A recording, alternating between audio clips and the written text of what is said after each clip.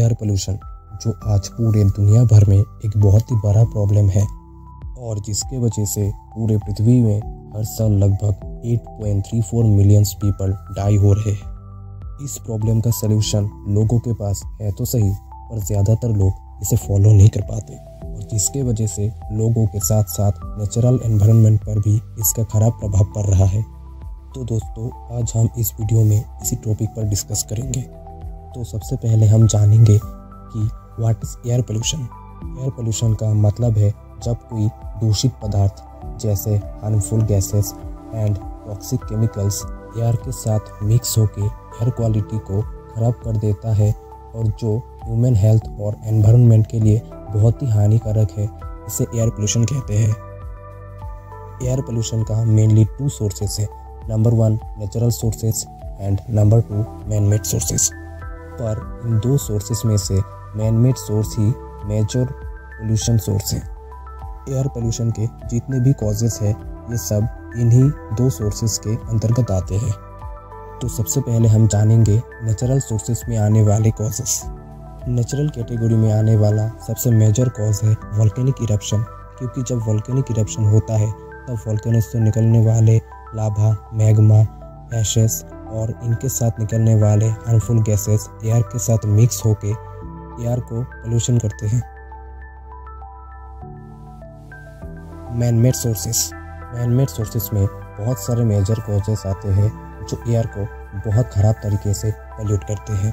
जैसे number 1 factories and industries. Factories और industries carbon monoxide, hydrocarbons और टॉक्सिक केमिकल्स के मेन सोर्स है जो एयर क्वालिटी को बहुत हद तक ख़राब करते हैं और इसी वजह से इंडस्ट्रीज को एयर पोल्यूशन का एक मेजर कॉज कहा जाता है। Number 2 automobiles. Car, buses, trucks आदि से निकलने वाले स्मोक भी एनवायरनमेंट को पोल्यूट करते हैं, क्योंकि ये ग्रीन हाउस गैस के मेन सोर्स है। Number 3 burning of fossil fuels.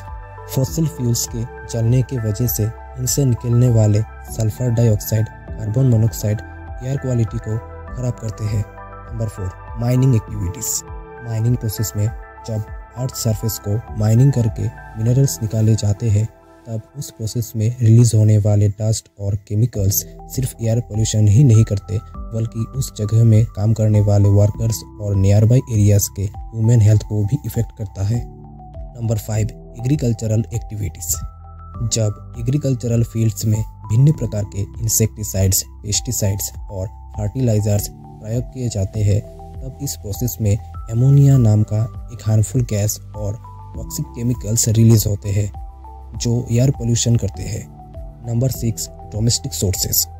लोगों के घर में यूज़ होने वाले प्लास्टिक्स और तरह तरह के सामान जब किसी गार्बेज डंप्स में जमा होता है, तब उससे निकलने वाले हार्मफुल गैस और टॉक्सिक केमिकल्स उस जगह के एयर को बहुत हद तक पोल्यूट करते हैं।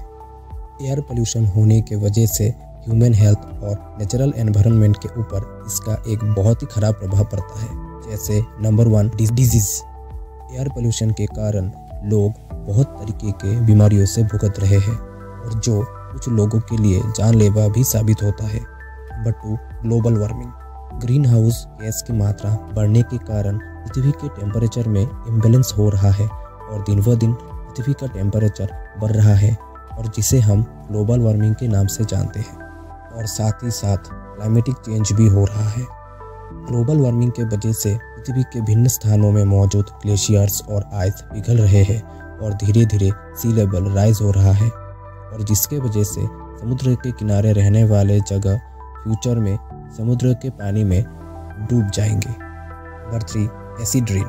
इंडस्ट्रीज और अलग अलग सोर्सेस से निकलने वाले हार्मफुल गैसेस जैसे नाइट्रोजन ऑक्साइड और सल्फर डाइऑक्साइड एटमॉस्फेयर में मौजूद वाटर वेपर्स के साथ मिक्स होकर एसिड रेन के रूप में पृथ्वी में गिरते हैं और ये रेन ह्यूमन, एनिमल्स और प्लांट लाइफ को बहुत हानि करते हैं। Number 4 ozone layer depletion. Ozone layer जो सन से आने वाले अल्ट्रावायलेट रेस को रोकते हैं, एयर पोल्यूशन के वजह से धीरे धीरे इस लेयर का डिप्रेशन हो रहा है और जिसके फलस्वरूप सन से आने वाले अल्ट्रावायलेट रेस के वजह से लोगों को स्किन डिजीज और आई प्रॉब्लम हो सकते हैं। एयर पोल्यूशन को कंट्रोल करने के लिए हम सबको कुछ इको फ्रेंडली रूल्स को फॉलो करना होगा। जैसे नंबर 1, अवॉइड यूजिंग व्हीकल्स। लोगों को शॉर्टर डिस्टेंस के लिए अपना पर्सनल व्हीकल्स का इस्तेमाल बंद करना चाहिए और इसके विकल्प लोग पब्लिक ट्रांसपोर्ट का इस्तेमाल कर सकते हैं, क्योंकि इससे एयर पोल्यूशन को बहुत हद तक कंट्रोल किया जा सकता है। Number 2, use of clean energy resources.